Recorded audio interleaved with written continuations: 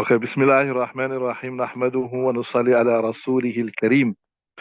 Um, we started the chapter of Nifaas, right? So we mentioned yesterday in our meeting that Nifaas is the blood that comes out after childbirth, right? And what is childbirth? We say childbirth is when more than half of the baby comes out. Now you will say since the woman has given birth, so the bleeding that comes after that, that will be considered to be nifas. So until more than half of the baby never come out, we'll say she hasn't given birth as yet because, like I told you, so she isn't experiencing nifas. So hence she is like a pregnant person, she still have to read Salah. The bleeding during pregnancy does not waive Salat out, right? And then we also mentioned that, look, we mentioned this also, that maybe this is, I told you, it's not maybe physical, but it's abstract thing to consider. Sometimes I told you the thing is proven from the Quran or the Hadith, or it's proven from the Sunnah, etc., or it is proven from the statements of the Fuqaha, all right? But the latter Fuqaha, they try to give it a physical spin. They try to explain an abstract concept to us. So if it doesn't make sense from a medical point of view, do not become too much perturbed to that. Do not become too much perturbed. Because I told you, it's not the explanation is not purely based upon that physical aspect they are explaining. There are the statements, there are the opinions of the early scholars of the Sahaba Ikram, the Tabi'in. They, as per Sahib Hidayah's habit, he's just trying to give you a rational explanation for an abstract thing. So into that end, he says, look here, if a woman does not experience haid while she's pregnant, that means when she starts giving birth, now the womb open, now the blood that come after it will be nifas. But anything before that will be istihada, will be not that type bleeding that affects the salah in any way or the other, right? So now, the next thing I told you we were going to discuss here is a very common masla, right? Which many times people are asking this masla. You'll see people ask about a woman, was pregnant and then she miscarried, and after that, what is this bleeding? Will this bleeding be nifas, or it will be haze or anything? So in this small ibarat here, many masail are discussed. Read it, inshallah. So what I'm gonna do here is we're gonna read this. We're gonna give you an explanation from the kitab, inshallah, and we're gonna look at some of the fatwa of our teachers just to add more weight to it, right? Okay, so read it, inshallah.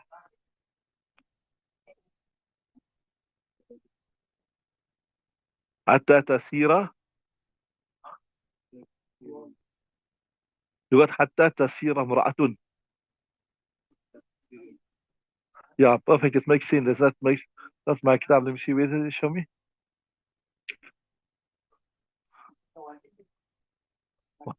Okay, perfect. Right. So I don't have that here in there. Let me write it in there. حتى تسير المرأة. Right. Okay. حتى تسير المرأة نفساء وتصير أمة ولد به وكذا العدة تنقضي به.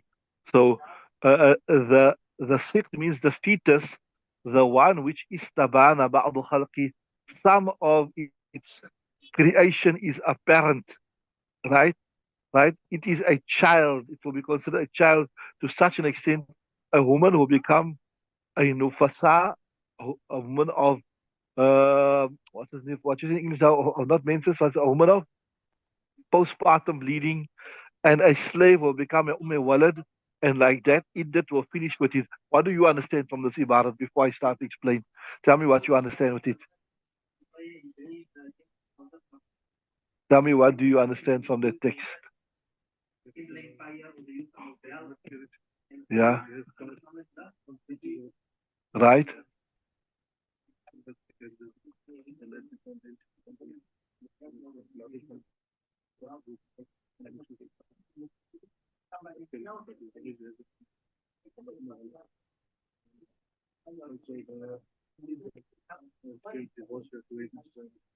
Right.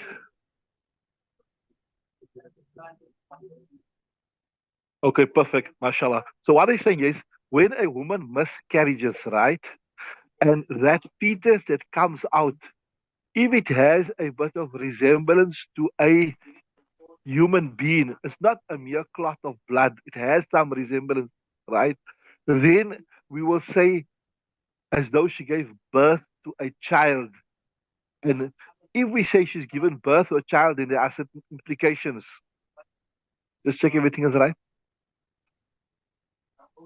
She's right. Everything's right. Can you guys hear? Right. Gee, a message came in. Let me just see. Ask them here.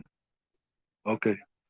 So again, if the the miscarried fetus, right, has a little resemblance to a human being, then we'll say as though this woman gave birth. And if we're going to consider that fetus as a child, it impacts upon a few Messiah. What Messiah impact? Firstly, we'll say that this bleeding here is Nifaas. It is not Hayd, right? And the normal laws of Nifaas will apply. We will discuss that. Then to understand this is another Masla here. If a man has a slave girl, right, and she's not married to somebody else, right? He didn't give her permission to marry.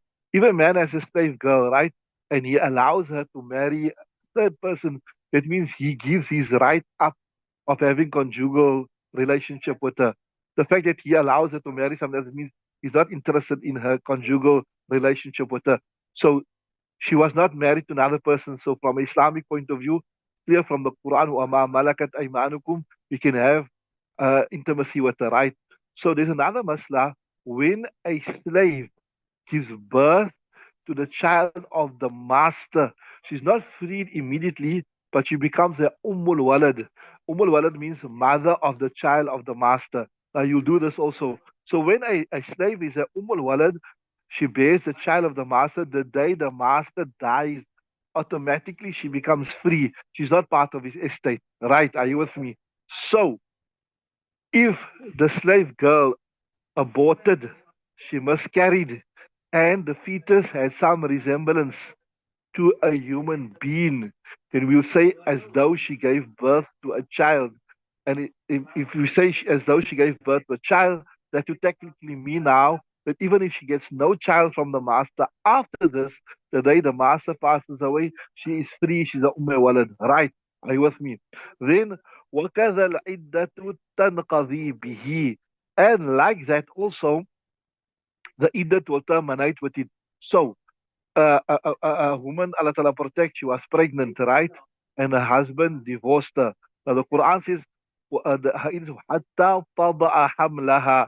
Her iddat is until she gives birth. So if she aborted or she miscarried, maybe not aborted, right? Abort maybe it's like intentional thing that abort means you do it intentionally. So I think that's not the right word. So she miscarried, and after she miscarried, the fetus had some resemblance to a human being. So we'll say as though she gave birth to a dead baby. And because she gave birth, now her iddat is finished. So it's very possible that maybe a woman, remember, iddat of talaq is what? It's 3 menses, right? If she's not pregnant. But if she's pregnant, what will it be? It will be until she gives birth. So if she miscarried at 2 months, that means her whole iddat can be 2 months, right? So that is now if the fetus resembles a human being. But if the fetus does not resemble human being, then we will evaluate it against the principles we discuss in the Bab of Hayz. What are the principles? The basic principles, right? That this bleeding must be at least 15 days from the last bleeding. As obviously it will be because, I mean, if she was pregnant, the chances of aborting it after like bleeding and within 15 days is not possible. So that will be found. And then the bleeding must be minimum 3 days. So I repeat again, if a woman aborted and the baby does not resemble, or not a baby with the fetus or the clot of blood or whatever, it does not resemble a human in any way, then if there's a window period of 15 days from her last bleed, and this bleed is 3 days or more, then this will be considered haze. So when a woman miscarries, it could either be haze or it could either be Nifaas. Depends on the what you call it, on the how far she is into the pregnancy and what type of features um, the aborted fetus have. So that is basically the Masa in a nutshell. But I just want to read one of the fatwa from the Ask Imam website. Remember, Ask Imam was Mufti Ibrahim Desai, marhum, passed away. Was also my ustad, so maybe there's something. Yeah, so let's read. See, Bismillah ar-Rahman ar-Rahim. Yes, regarding your query, there are two scenarios. If, listen nicely, right? If a few limbs of the fetus had formed at the time of miscarriage, then the bleeding you are experiencing will be termed as nifas, that is bleeding after childbirth. Now, inshallah, we will do all these laws that we'll do. There aren't much laws. Um,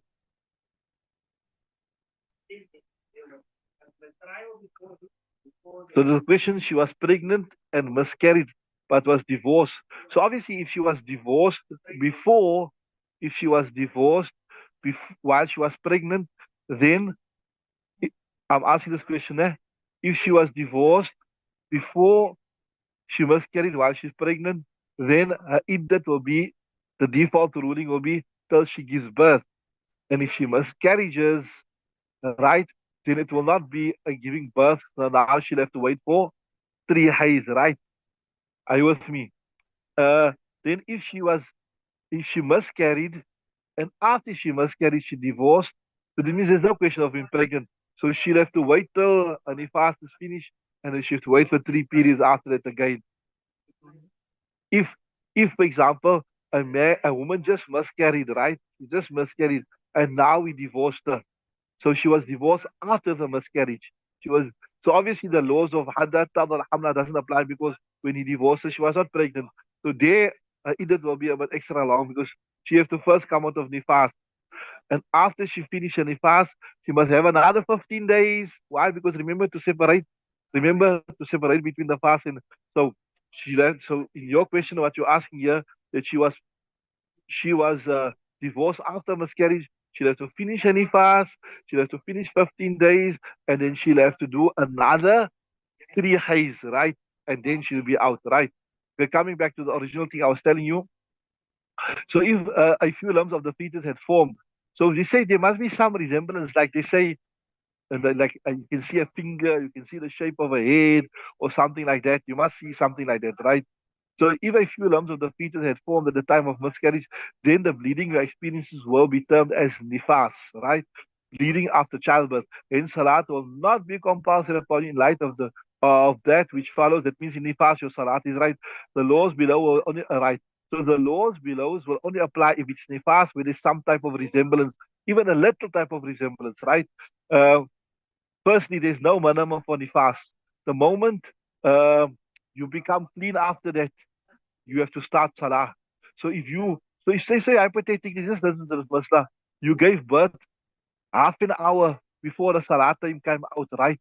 And then no blood was coming out, and all, you'll have to bath and read your salah immediately because there's no minimum for the fast, right? And remember, for a salah to become wajib, we done this here, there must just be enough time to make wudu, and in this case, to bath and make the takbir tahrima, not even the old salah. There must just be enough time to make the takbir tahrima. So if a woman gives birth like 20 minutes before, then okay, maybe she can't read the namaz because she's weak or whatever, but technically it will become wajib upon her, so she'll have to do the qadha of it. That's what I'm saying, right? So there's no minimum for nifas. However, the maximum period that a woman can remain in the state of nifas is 40 days. Like how you have maximum of haiz, we get maximum of nifas. So if she bleeds more, if this if 40 days, the entire will be 40 days, right? But like in haiz, similar to haiz, like when you go over 10 days, you got the habit, you go back to your habit. Here too, if she's this is not the first child, it's the second child, and she got the habit. The previous child, she bled for 10 days, 20 days, 30 days, and now she been over 40 days. Then her Nifaas will be according to habit, right? The woman is said of Nifaas must abstain from all of the things she abstains for in a normal menstrual period, right? If this has been your first birth and if the bleeding stops at or before 40 days, take a ghusl, begin performing salah as normal. During the period of bleeding, salat will not be obligatory upon you. That's clear, right? If the bleeding continues past 40 days, then the 40 days will be regarded as nifas and the remaining days will be regarded as istihada. I've explained this. After 40 days, you should take a ghusl and begin performing salah, right? If this was not the first time you had given birth, then the following will apply. You will regard the period of nifas to be the same as the previous time. That is revert to your habit that you like when you've given birth before. This will only be established after the completion of 40 days. So this, the only time you will know that you have to go back to your habit is once you finish the 40 days. Now you'll say, hey, so you've been stopping your salah, so it means you'll have to make qada technically, right? Now that okay, now if no limbs had formed, it was just a piece of flesh or like a thick clot of blood or whatever. If no limbs is formed, then the bleeding experience will follow the following ruling. If this blood can be considered as haze, menses, then it will be considered as haze. As I told you, when we say considered haze, what do we mean? That it's 3 days or more, and there's a 15 day from the last, right? If it cannot be says haze, then it will be istihada. It will be istihada. It means that I tell you that it's not. It's lesser than 3 days, and within 15 days you don't bleed again. It's normal. This is istihada, right? So a lady who experiences istihada, we done this. It's termed as a mustahada. She will have to perform salat, fasting, and all other obligations of salah. Islam. The blood of istihada does not necessitate ghusl. So there's a difference. With his hayz, when you clean, you make ghusl. With his nifas, when you clean, you must make ghusl. So this will not be right. If it's not hayz, it's just wudu, right? And for every salah, like yeah, wudu every time it comes out, and if you're ma'zurin, a fresh wudu before every salah time, right? So even the laws pertaining to the wudu of musahara is following up. We done this here. If she bleeds in such a way that she does not find sufficient time to perform wudu and pray a salat in complete purity without blood, okay, we discuss this in detail. We done discussed this several times in detail.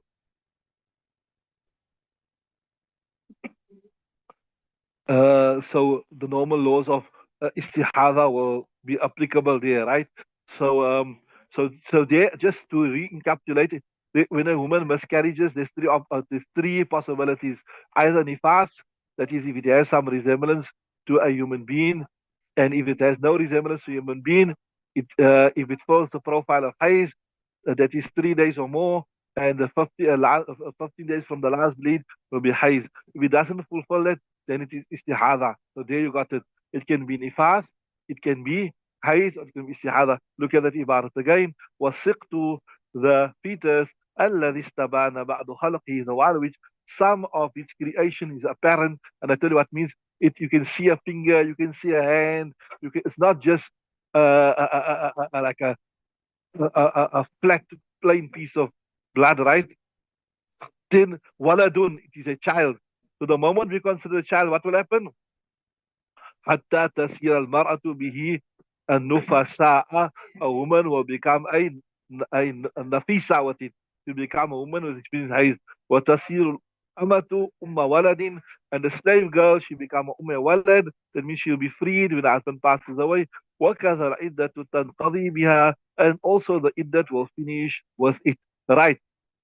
We already explained you all of this coming, so we can go quickly. وأقل النفاس لا حد لها. The minimum of nifas, there's no limit to it. I told you, if you bleed for 1 hour, we'll say 1 hour nifas is finished. If you don't even bleed anything, right? Like how we like nowadays the ladies have what they have the cesarean section, so maybe no blood come out. So that means if no blood is coming out, they'll have to, and it's like by the time she give birth, there is about 20 minutes or 15 minutes that she have to make ghusl and tabir tahima, then that salah becomes wajib. Although I told you maybe she's not in the condition to make a salah, but it's a qaza on her, right? So, in the next ibadah, explaining why there is no minimum for nifas. Let me explain it to you first. They say, see, you see a haiz, nah? There is a minimum, like how we discussed several times. It must be at least 3 days. You join 15 days to that to get 3 days.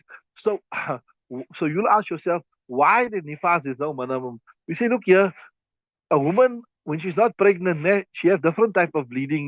It's istihada, it's this, we don't know what it is. So to differentiate haze from other type of bleeding, we say there must be a minimum of 3 days. You understand what I'm saying?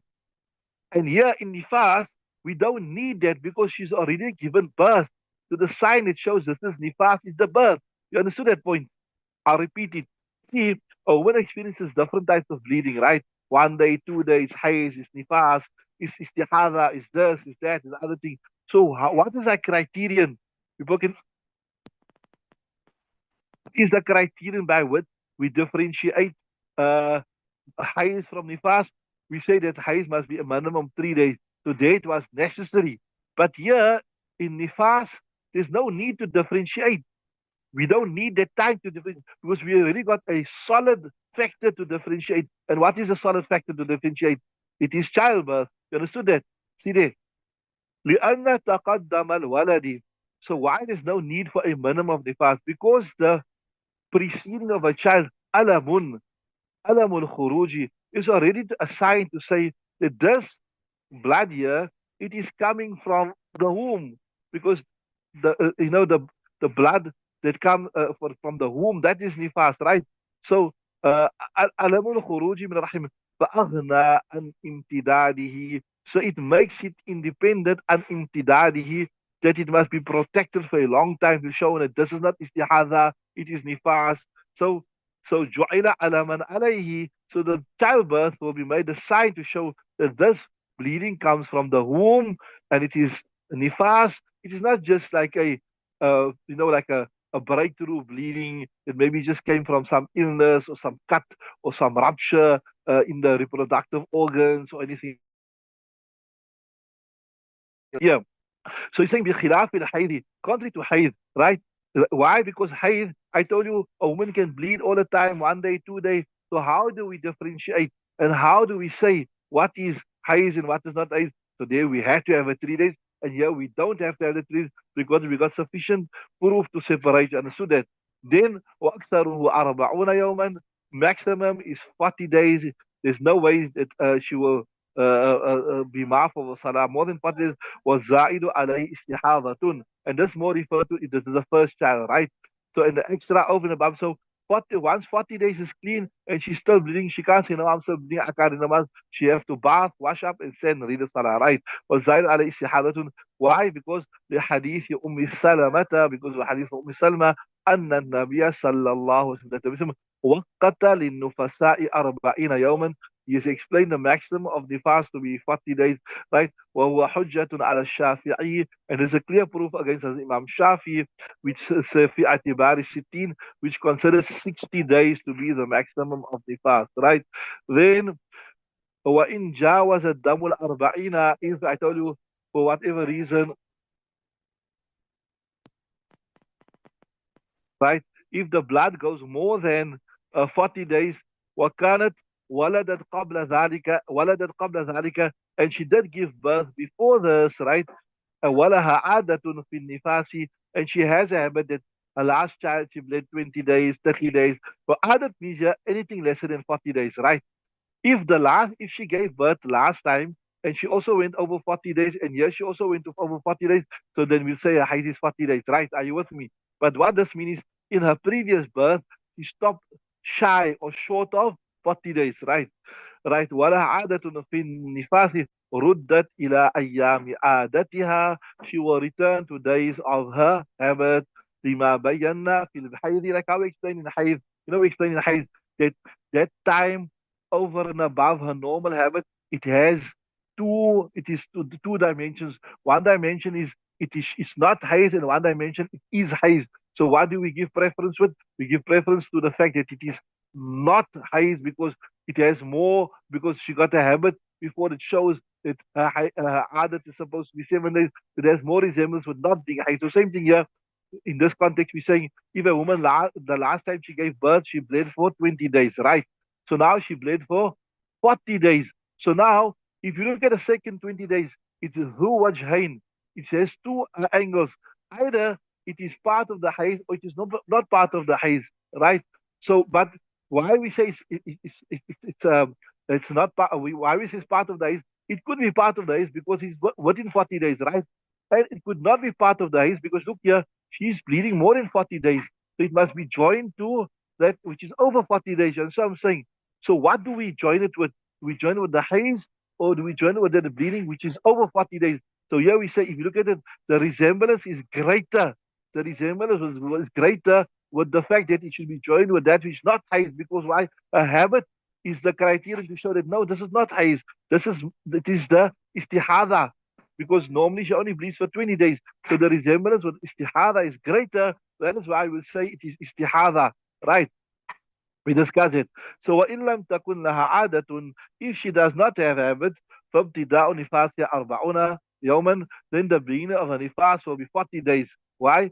لأنه أمكن جعلها نفاسا. Well, it is possible to make all 40. She don't have a habit, previous habit, that forces us to reduce it.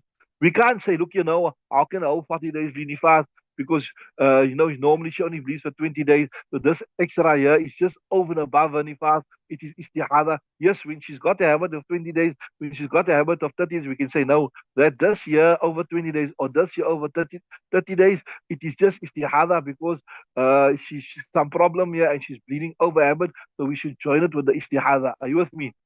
Okay, I thought we were going to finish this bab today, but there's just one more ibarat that with regards to twins. If a woman gives birth to twins, then when will we consider her nifas from the first child or from the second child? And also, if a woman got twins, when will we say her iddat is over? Is it with the birth of the first child and the second child? So that won't take too much. Then tomorrow, inshallah, alhamdulillah, with the grace of Allah Ta'ala, now we finish this chapter all of Haiz and Nifas and Istihada.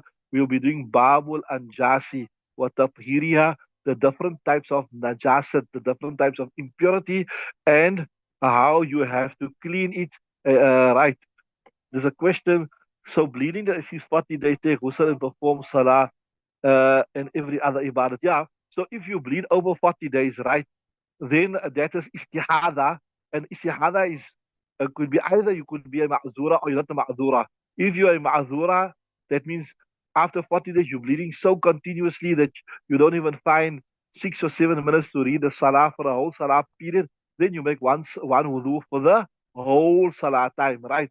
But if you're not a ma'zura, you are discharging over 40 days, but like maybe it's every 30 minutes or every 40 minutes, then you are not a ma'zura. Then every time you wish to, you discharge, you will break. So if you read your Zohar namaz and you discharge, now you need to read a Nafal namaz, or you read your Zohar namaz, now you need to read Quran, and you're discharging every 30 minutes, 40 minutes, then you have to make a fresh wudu every time you discharge. But yes, if uh, you played more than 40 days. And yes, also after that 40 days, you don't even find a 6 minutes in between where you can read your salah, the normal also ma'zur. Then there also you will then you will have to what you call it.